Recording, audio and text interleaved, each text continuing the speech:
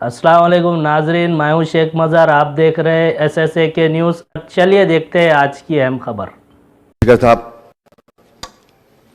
मैं आपके ज़रिए जो 2021 और 22 का जो बजट हुआ और जिसके ऊपर आज डिमांड्स पर आपने मुझको मौका दिया, मैं आपके ज़रिए जो आज के डिमांड्स है हाउसिंग, SC, ST, BC और BC minority welfare, women children welfare, revenue excise, commercial tax, transport, home affairs, agriculture, animal husbandry, civil supply.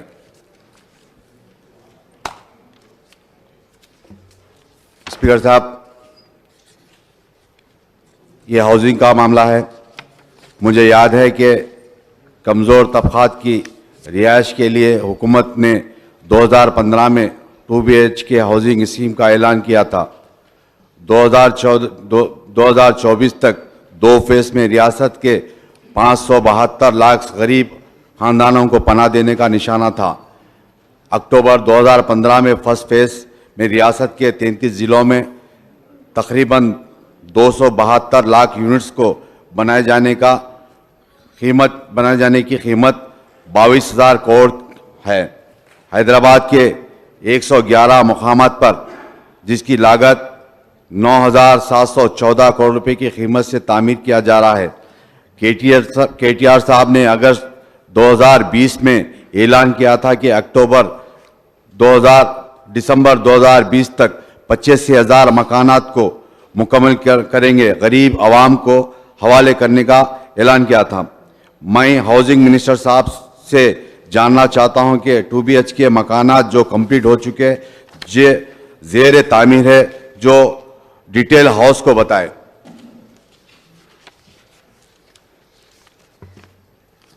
Social welfare. Speaker साहब, सोशल शेड्यूल कास्ट को जो ABCD कैटेगरी में नवंबर 2014 में house resolution pass किया गया,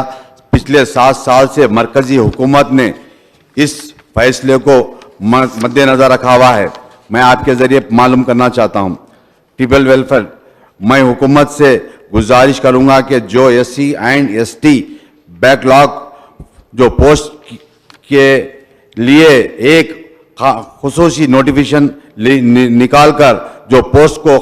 जो खाली है उसको फिल करें। BC वेलफेयर, हालिया में BC कमीशन का चेयरमैन और मेंबर्स का टर्म खत्म हो चुका है और न्यू अपॉइंट अब तक नहीं किया गया है। स्पीकर साहब, कल्याणा लक्ष्मी शादी मुबारक जो हजारों एप्लीकेशन रेवेन्यू डिपार्टमेंट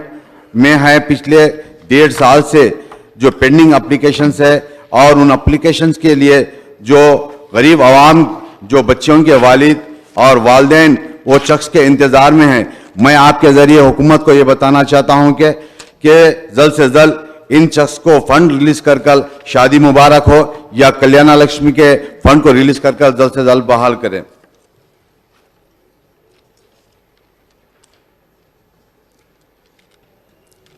स्पीकर साहब, माइनॉरिटी वेलफेयर में माइनॉरिटी स्टूडेंट्स स्कॉलरशिप्स और फीस के अदलिया के लिए इंतजार में हैं। मैं आपके जरिए बताना चाहता हूं कि ये स्कूल्स मैनेजमेंट हो या स्कूल मैनेजमेंट अभी तक उन तकलीफ का सामना करना पड़ रहा है और साथ ही साथ स्कूल के स्टाफ को भी तनख्वाहें भी नहीं मिल रही हैं। रियासत में हजारों एकड़ वक्फ बोर्ड प्रॉपर्टीज पर नाजायज कब्जा होते जा रहा है और साथ ही साथ शहर हैदराबाद के अलावा जो रियासत तेलंगाना के कई वक्फ प्रॉपर्टीज हजारों एकड़ में जो एग्रीकल्चर या दीगर लैंड्स के ऊपर नाजायज कब्जा होते जा रहा है और वक्फ बोर्ड खामोशी बैठकर तमाशा देखते जा रहा है। मैं आपके जरिए बताना चाहता हूं, जल्द से जल्द इसके ऊपर एक्शन लेकर जहां पर भी वक्फ बोर्ड के प्रॉपर्टीज हो उनके ऊपर अपने कब्जे को कायम करे और जो नाजायज कब्जा किया गया उनके ऊपर क्रिमिनल केस बुक करने का आपके जरिए बताना चाहता हूं। CM साहब ने ऐलान किया था कि माइनॉरिटी स्टडी सर्कल और रेसिडेंट कोचिंग सेंटर्स के लिए स्टार्ट करने के लिए, मगर कामयाबी नहीं हुई। मेरी पार्टी ने हुकूमत तेलंगाना से रिक्वेस्ट किया था कि डिस्ट्रिक्ट में रेसिडेंट स्कूल वक्फ प्रॉपर्टीज में शिफ्ट कर वक्फ प्रॉपर्टीज में तामीर करे, और हुकूमत ने वादा किया था कि हुकूमत ने वादा किया था कि जो गरीब ठेला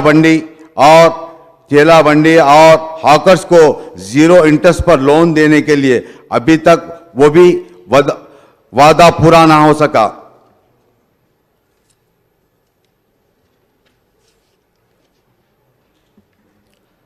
स्पीकर साहब, हज हाउस के बाजू अंडर कंस्ट्रक्शन जो बिल्डिंग जो तामीर हो रही है,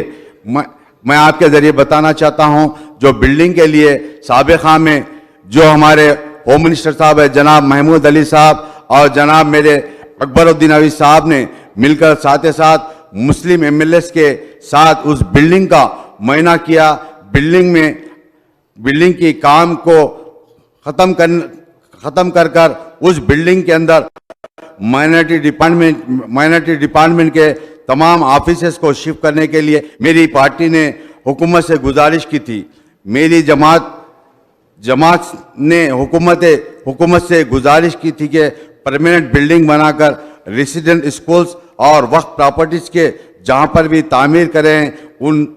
नॉमिनल रेंट लेकर वक्फ बोर्ड के इस लैंड के ऊपर जल्द से जल्द जितने भी प्रॉपर्टीज लैंड वक्फ बोर्ड के लैंड से उन माइनॉरिटी बिल्डिंग्स को, उन तमाम स्कूल्स हो या दीगर ऑफिस को, उन तमाम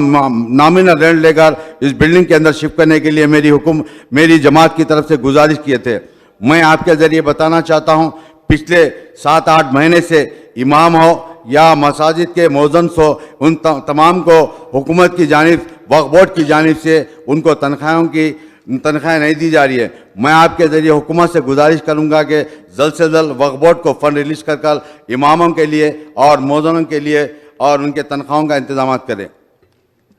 स्पीकर साहब, अनिसिल गुरबा जो मेरी पार्टी के फ्लोर लीडर है जनाब अकबरुद्दीन अवैसी साहब ने हुकूमत से नुमाइंदगी कर PWD ऑफिस के लैंड अनिसिल गुरबा के लिए अलॉट किया गया था, और जिसके बाद 2017 में हमारे CM साहब ने उस बिल्डिंग का संग बुनियाद रखे थे, जिसकी लागत 20 करोड़ की लागत से थी, मगर चंद महीनों से उस बिल्डिंग का काम स्लो चल रहा है। मैं आपके जरिए बताना चाहता हूं माइनॉरिटी मिनिस्टर साहब को उस बिल्डिंग को जल्द से जल्द तामीर कर उस बिल्डिंग के अंदर फिर से अनिसिल गुरबा को शिफ्ट करने के लिए बताना चाहता हूं। मैं आपके जरिए बताना चाहता हूं, CM साहब ने ऐलान किया था, जैसा कि वादा किया था कि जो मजहबी मकामात है, जैसा कि हमारे दरगाह हैं, जैसा कि जहांगीर पीरों की दरगाह और बड़े पहाड़ की दरगाह, और जिस तरीके से वरंगल में जो दरगाह है जान पाक की दरगाह और निज़ामाबाद की बड़े पहाड़ की दरगाह, हुसैन शाह अली दरगाह, इन दरगाहों को जो आते हैं ज़ायरीन, उनके इंतजामात के लिए वहाँ पर इंतजामात के लिए गुजारिश की थी, मगर वो भी आज तक अधूरा रह चुका है। मैं आपके ज़रिए बताना चाहता हूँ, रेवेन्यू के ताल्लुक से, रेवेन्यू रजिस्ट्रेशन के ताल्लुक से मेरी पार्टी ने नया रेवेन्यू जो एक्ट लाया, उस एक्ट के पूरी सपोर्ट करे। मैं आपके ज़रिए बताना चाहता हूँ कि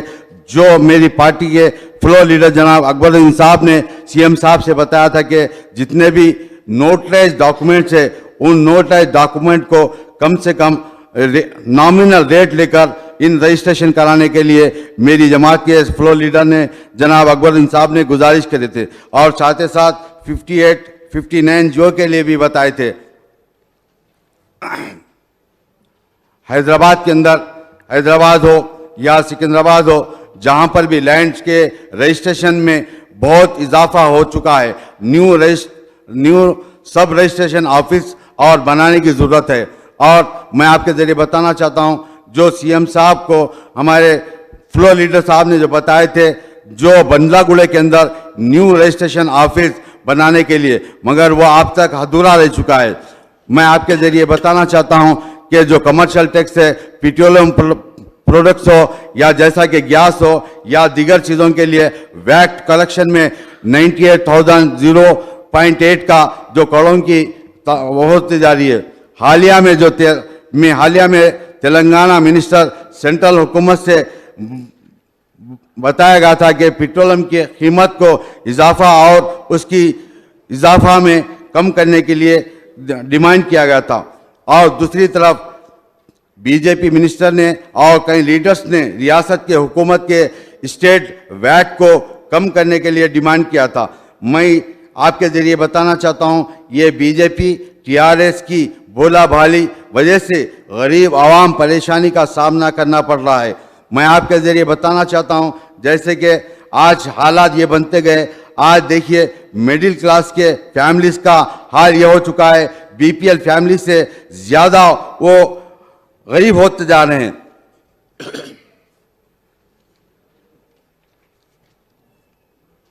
होम डिपार्टमेंट, इस साल बजट में होम डिपार्टमेंट के लिए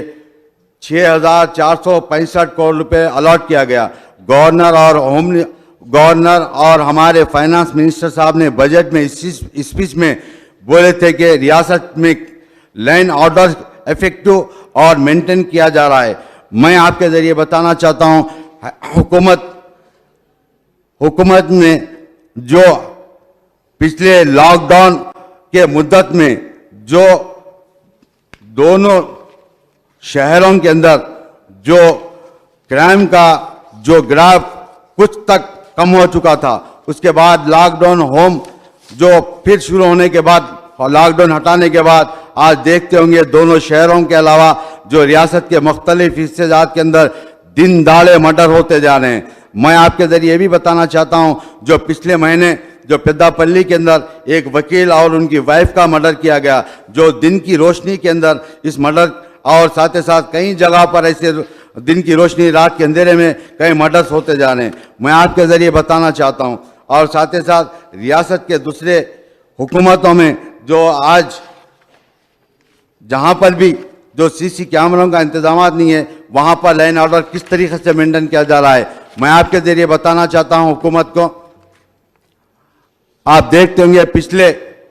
आज लॉकडाउन के बाद जो शहर हैदराबाद हो या सिकंदराबाद के अंदर जो ट्रैफिक पुलिस की जानिब से जो आवाम के ऊपर जो असर होते जा रहा है, दिन दाड़े रात के टाइम दिन के टाइम जो चालाना कर कर और कई बच्चों को और कई लोगों को चालान के बुनियाद पर इन तमाम को जेल भेजा जा रहा है। मैं आपके जरिए हुकूमत को बताना चाहता हूं, जो ट्रैफिक की वजह से जो ट्रैफिक के जो अहदेदार है उनकी वजह से जो आज गरीब आवाम को मुश्किलात का सामना करना पड़ रहा है, मैं आपके जरिए बताना चाहता हूं। और आपने मुझको जो मौका दिया, मैं आपकी तरफ से शुक्रिया अदा करता हूं। शुक्रिया।